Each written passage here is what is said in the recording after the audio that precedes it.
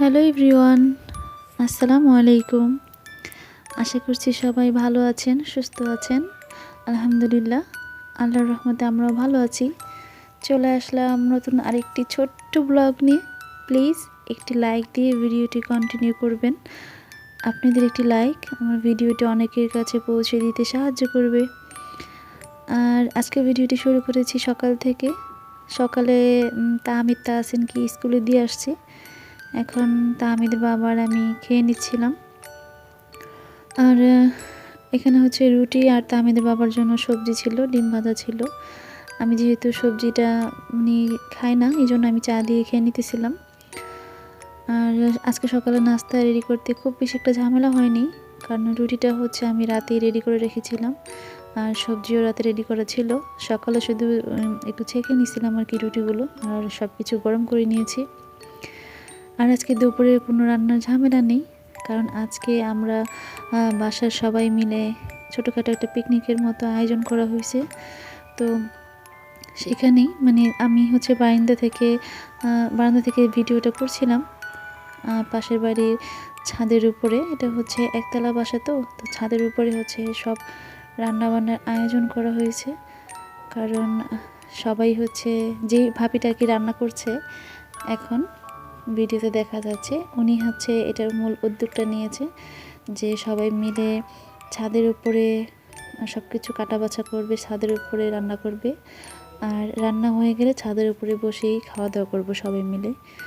তো সেই অনুযায়ী কাজ করা হয়েছে। তবে আজকে পিকনিকের মধ্যে কিন্তু আহামরি খুব বেশি তেমন কোনো রান্নাবান্না নেই। এখানে হচ্ছে চিংড়ি মাছ দিয়ে লাল শাক ভাজি, তারপরে হচ্ছে টমেটোর টক, 2 রকমের শুটকি ভর্তা, ধনিয়া পাতা ভর্তা, আর ছিল সাথে ছোট মাছ চচ্চড়ি।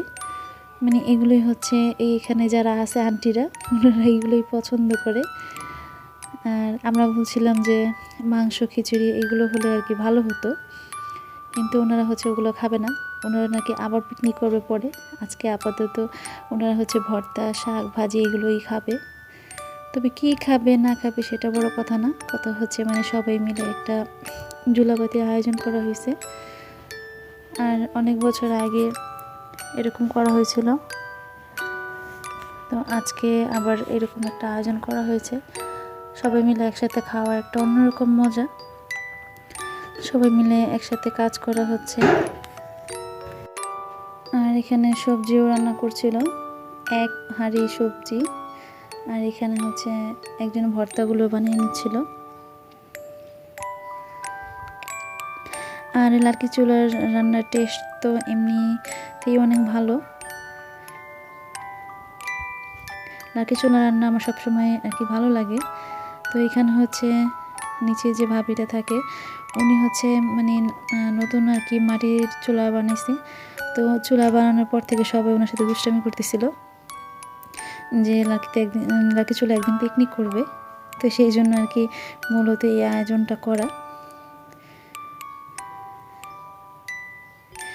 তো আজকের ভিডিওটি খুব বেশি লং করতে পারিনি, কারণ সারাক্ষণ এখানে মোটামুটি একটা সময় দেওয়া হয়েছে। তো রান্নাবান্না শেষে সবাই মিলে একসাথে খেয়ে নিছে ছাদের উপরেই।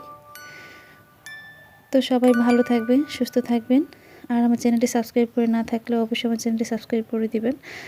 পাশে থাকা বেল আইকনটি অন করে রাখবেন, এতে করে পরবর্তীতে নতুন কোনো ভিডিও ছাড়া মাত্রই আপনাদের কাছে পৌঁছে যাবে। তো সবাই ভালো থাকেন, সুস্থ থাকেন। আল্লাহ হাফেজ।